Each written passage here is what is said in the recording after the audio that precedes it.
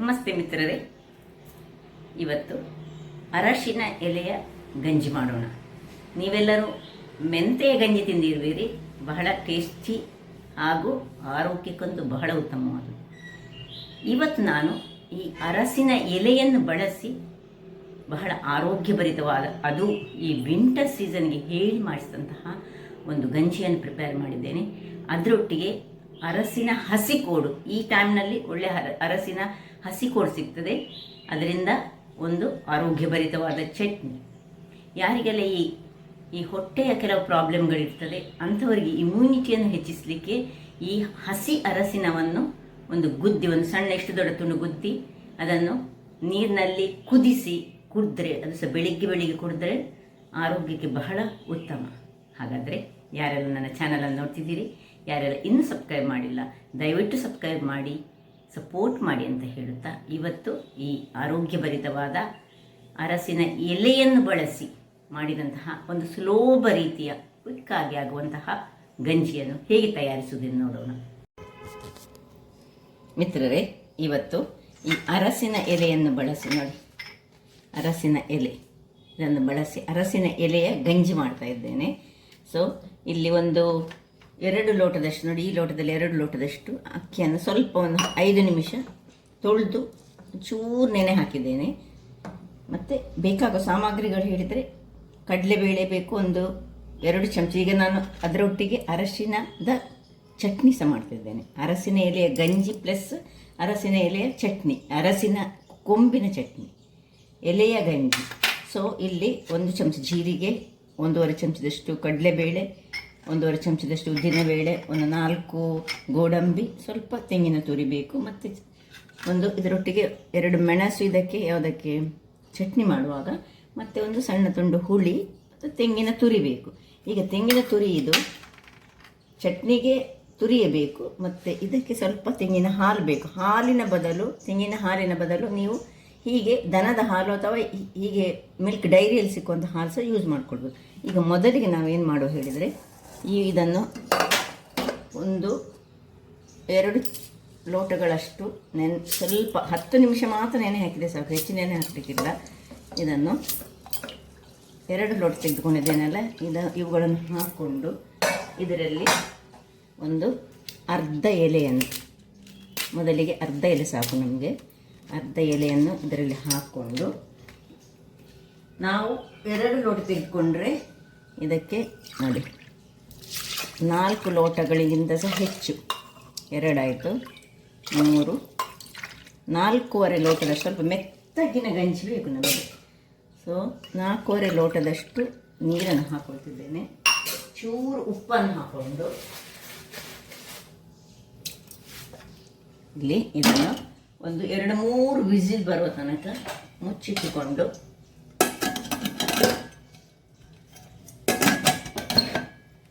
Whistle 3-4 whistle, ಮೆತ್ತಗಿನ ಗಂಜಿ ಬೇಕು ನಮಗೀಗ.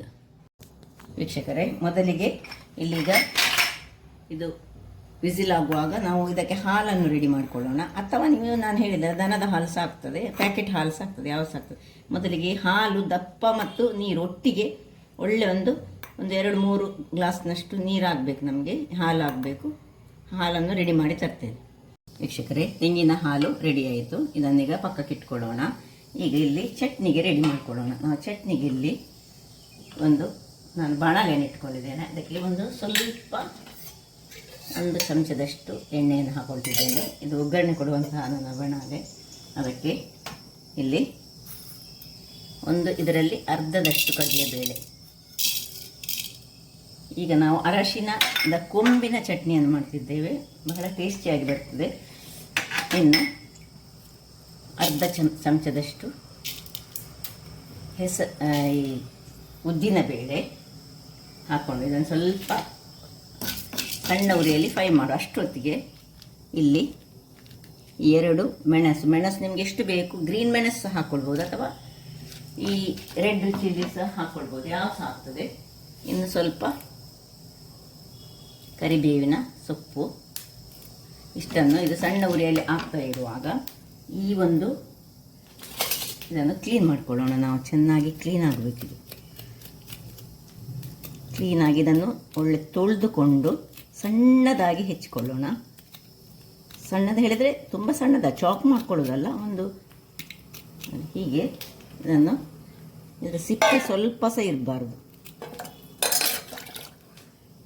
ಮಣ್ಣಿನ ಅಂಶ ಇರಬಾರ್ದು ಹೇಳಿ ನಾವು ಇದನ್ನು ಚೆನ್ನಾಗಿ ತೊಳೆದುಕೊಳ್ಬೇಕು.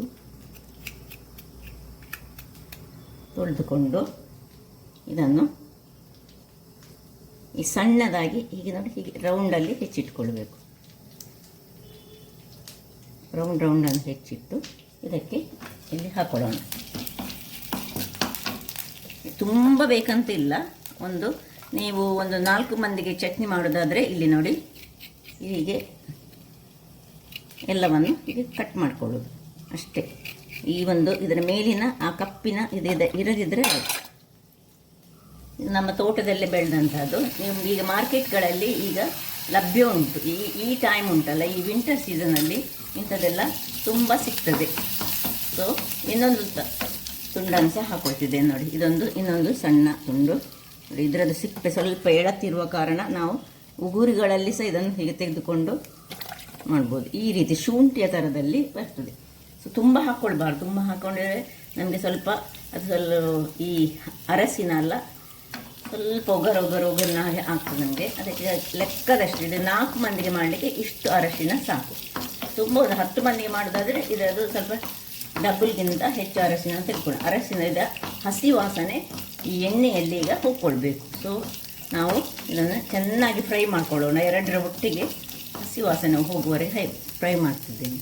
ವೀಕ್ಷಕರೇ, ಇಲ್ಲಿ ನೋಡಿ ಇದು ಆಯಿತು. ಇದಕ್ಕೆ 2 ಬೆಳ್ಳುಳ್ಳಿಯನ್ನು ಹಾಕ್ಕೊಳ್ತಿದ್ದೇನೆ. ಆಯಿತು, ಇದನ್ನೀಗ ನಾನು ಆಫ್ ಮಾಡ್ಕೊಳ್ತಿದ್ದೇನೆ. ಇನ್ನು ಇದಕ್ಕೆ ಸ್ವಲ್ಪ ತೆಂಗಿನ ತುರಿಯನ್ನು ಹಾಕ್ಕೊಳ್ತಿದ್ದೇನೆ. ಎಷ್ಟು ಚಟ್ನಿ ಮಾಡ್ತೀರಿ ಅದರ ಪ್ರಕಾರ ಸ್ವಲ್ಪ ತೆಂಗಿನ ತುರಿಯನ್ನು ಹಾಕ್ಕೊಂಡು ಇದನ್ನು ಸಹ ಆಫ್ ಮಾಡ್ಕೊಳ್ತಿದ್ದೇನೆ. ಇನ್ನು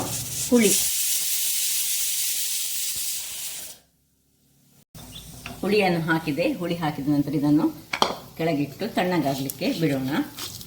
ಸೊ ತಣ್ಣಗಾದ ಮೇಲೆ ಇದನ್ನು ಸ್ವಲ್ಪ ನೀರನ್ನು ಹಾಕ್ಕೊಂಡು ಗ್ರೈಂಡ್ ಮಾಡಿಕೊಳ್ಳೋಣ.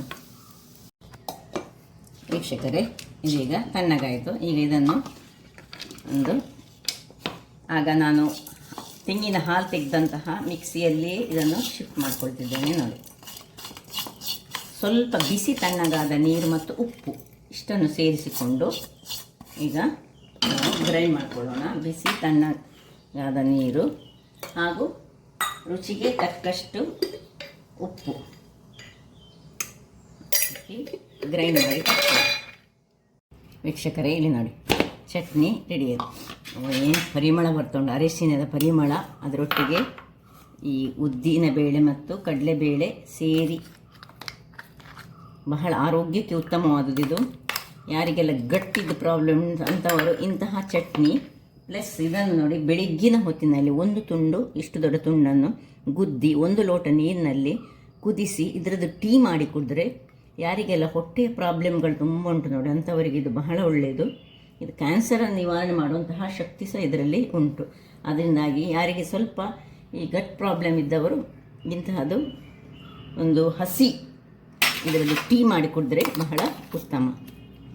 ಈಗ ಇದಕ್ಕೆ ಒಗ್ಗರಣೆ ಬೇಕಿದ್ರೆ ಒಗ್ಗರಣೆ ಕೊಡ್ಬೋದು. ಸೊ ಇಲ್ಲಿ ನಾವು ಸ್ವಲ್ಪ ಮಂದಿ ಇರೋದು, ನಮಗೆ ಇದಕ್ಕೆ ಆಲ್ರೆಡಿ ನಾವು ಫ್ರೈ ಮಾಡಿಕೊಂಡಿದ್ದೇವೆ ಉದ್ದಿನ ಬೇಳೆ ಕಡಲೆಬೇಳೆ, ಅದರಿಂದಾಗಿ ಇದಕ್ಕೆ ಕೊಡ್ತಾ ಇಲ್ಲ. ಈಗ ಇದನ್ನು ಬೇಕಿದ್ರೆ ನೀರು ಚಟ್ನಿಯಾಗಿ ಸಹ ಯೂಸ್ ಮಾಡ್ಬೋದು, ಗಟ್ಟಿ ಚಟ್ನಿಯಾಗಿ ಸಹ ಯೂಸ್ ಮಾಡ್ಬೋದು. ಇಲ್ಲಿ ಈಗ ಅನ್ನ ಆಗಿದೆ. ಈಗ ಇಲ್ಲಿ ಬಾಣಲೆಯನ್ನು ಇಟ್ಕೊಳ್ತಿದ್ದೇನೆ. ಬಾಣಲೆಯನ್ನು ಇಟ್ಕೊಂಡು ಇದು ಬಿಸಿ ಆಗಲಿ.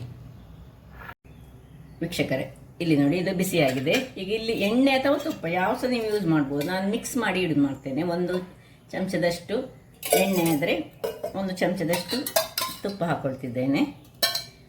ಹೇಗೆ ಸಾಕ್ತದೆ, 2 ಬಗೆ ಸಾಕ್ತದೆ. ಈಗ ಇದನ್ನು ಇದರಲ್ಲಿ ಕಡಲೆಯ ಬೇಳೆ ಸ್ವಲ್ಪ, ಜೀರಿಗೆ 1 ಚಮಚದಷ್ಟು, ಉದ್ದಿನ ಬೇಳೆ,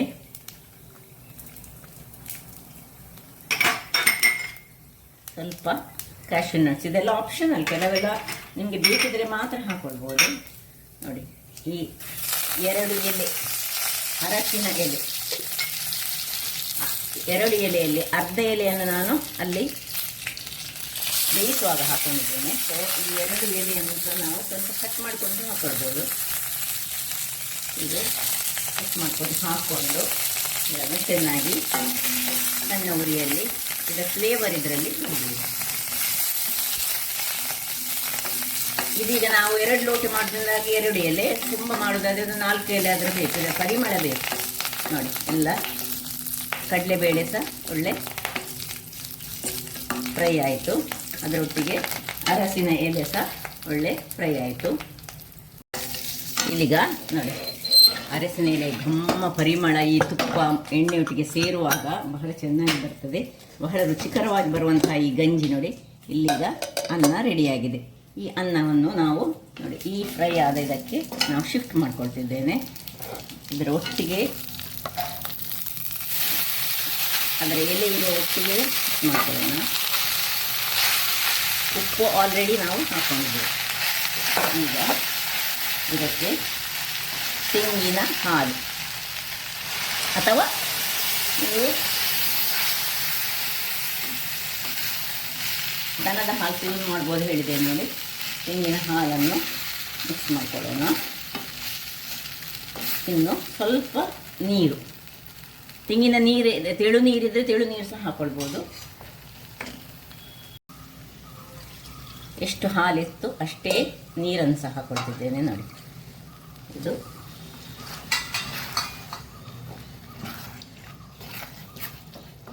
ಈಗ ಉರಿ ಮಾತ್ರ ಸಣ್ಣದಿಟ್ಕೊಳ್ಳಿ. ಇದರದೊಂದು ಕುದಿ ಬಂದರೆ ಸಾಕು. ಇಲ್ಲಿ ನಿಮಗೆ ಸ್ವೀಟ್ ಬೇಕಿದ್ರೆ ನೀವು ಸ್ವಲ್ಪ ಬೆಲ್ಲ ಹಾಕ್ಕೊಳ್ಬೋದು ಅಥವಾ ಸಕ್ಕರೆ ಹಾಕ್ಕೊಳ್ಬೋದು. ಸ್ವೀಟ್ ಬೇಡದವರು ಹೀಗೆ ಮಾಡಿಕೊಂಡು ಸಹ ತಿನ್ಬೋದು. ನಾನು ಸ್ವಲ್ಪ ನನಗೆ ಒಂದು ಚೂರು ಸ್ವೀಟ್ ಬೇಕು, ಅದಕ್ಕೆ ಸ್ವೀಟ್ ಹಾಕ್ತಿದ್ದೇನೆ, ಬೆಲ್ಲ ಹಾಕ್ಕೊಳ್ತಿದ್ದೇನೆ. ನಿಮಗೆ ಬೇಕಿದ್ದರೆ ಮಾತ್ರ, ಇಲ್ಲ ಆಪ್ಷನಲ್ಲಿದ್ದು, ಬೇಕಿದ್ದವರು ಹಾಕ್ಕೊಳ್ಬೋದು. ಮಾತ್ರ ಬೆಲ್ಲ ಹಾಕಿದರೆ ಒಂದು ನಮಗೆ ಸ್ವೀಟ್ ಮತ್ತು ಅದರೊಟ್ಟಿಗೆ ಈ ಅರಸಿನ ಎಲೆಯ ಪರಿಮಳ ಬಹಳ ಚೆನ್ನಾಗಿ ಬರ್ತದೆ. ಆಯಿತು, ಇದನ್ನು ಮುಚ್ಚಳವನ್ನು ಮುಚ್ಚಿಕೊಂಡು ಒಂದು ಸಣ್ಣ ಕುದಿ ಬರಲಿಕ್ಕೆ ಬಿಡೋಣ. ಸಣ್ಣ ಉರಿ ಮಾತ್ರ ಸಣ್ಣದಿರಬೇಕು, ಇಲ್ಲದೆ ತಳ ಹಿಡಿತದೆ. ಇನ್ನು ಸ್ವಲ್ಪ ನೀರನ್ನು ಹಾಕ್ಕೊಳ್ತಿದ್ದೇನೆ. ಒಂದು ಕುದಿ ಬರುವವರೆಗೆ ವೆಯ್ಟ್ ಮಾಡೋಣ. ವೀಕ್ಷಕರೇ ಇಲ್ಲಿ ನೋಡಿ ಒಳ್ಳೆ ಸಣ್ಣ ಕುದಿ ಬರ್ತಾ ಉಂಟು. ಹಾಕು, ಇನ್ನು ದೊಡ್ಡ ಉರಿ ಇರಬಾರ್ದು ಅಂತ ಮೊದಲೇ ಹೇಳಿದೆ ನಾನು. ಇಲ್ಲದಿರೋದು ತಳ ಹಿಡಿಕೊಳ್ಳಿ. ಸಾಕು, ಇಷ್ಟು ಒಂದು ಕುದಿ ಬಂದರೆ ಸಾಕು. ಈ ಹಾಲು ಹಾಕಿದ ಮೇಲೆ ಒಂದು ಕುದಿ ಬಂದರೆ, ನೀವು ದನದ ಹಾಲು ಹಾಕೋದಾದರೆ ಬಿಸಿ ಮಾಡಿದ ಹಾಲನ್ನು ಹಾಕ್ಕೊಳ್ಬೇಕು. ಆಫ್ ಮಾಡ್ಕೊಳ್ತಿದ್ದೇನೆ. ಇನ್ನು ಸರ್ವ್ ಮಾಡೋಣ ನೋಡಿ. ಏನು ಚೆನ್ನಾದ ಗಂಜಿ ಹೇಗೆ ಬಂದಿದೆ ನೋಡಿ. ಇದರದ್ದು ಈ ಎಲೆಗಳನ್ನು ಸಪರೇಟ್ ಮಾಡಿಕೊಂಡು ನೀವು ಗಂಜಿಯನ್ನು ಸರ್ವ್ ಮಾಡಿದರೆ ಆಯಿತು. ಆರೋಗ್ಯಭರಿತವಾದ ಹಾಗೂ ದೇಹಕ್ಕೆ ತಂಪು ಪ್ಲಸ್ ಅದರೊಟ್ಟಿಗೆ ಈ ಹಳದಿ ಏನು ಮಾಡ್ತದೆ, ರೋಗ ನಿರೋಧಕ ಶಕ್ತಿಯನ್ನು ಕೊಡುವಂಥದ್ದು. ಅದರ ಎಲೆಗೆ ಸಹ ಅದರದ್ದು ಒಂದು ಪವರ್ ಉಂಟು. ಅದರಿಂದಾಗಿ ಅದರೊಟ್ಟಿಗೆ ನಾನಿವತ್ತು ಈ ಹಳದಿಯ ಕೊಂಬಿನ ಚಟ್ನಿಯನ್ನು ಮಾಡಿದ್ದೇನೆ. ಹಾಗಾದರೆ ನೋಡಿದ್ರಲ್ಲ ವೀಕ್ಷಕರೇ, ಹಳದಿಯ ಕೊಂಬಿನ ಚಟ್ನಿ ಪ್ಲಸ್ ಹಳದಿಯ ಎಲೆಯ ಗಂಜಿ. ಹಾಗಾದರೆ ನನ್ನ ಈ ಕುಕ್ಕಿಂಗ್ ಚಾನಲ್ ನಿಮಗೆ ಇಷ್ಟ ಆದರೆ ಬೋಳೂರು ಸುವರ್ಣ ಚಾನಲನ್ನು ಲೈಕ್ ಮಾಡಿ, ಶೇರ್ ಮಾಡಿ ಹಾಗೂ ಸಬ್ಸ್ಕ್ರೈಬ್ ಮಾಡಿ. ಹಾಗೂ ನನ್ನ ಇನ್ಸ್ಟಾಗ್ರಾಮ್ ಪೇಜನ್ನು ಫಾಲೋ ಮಾಡಿ. ಧನ್ಯವಾದಗಳು.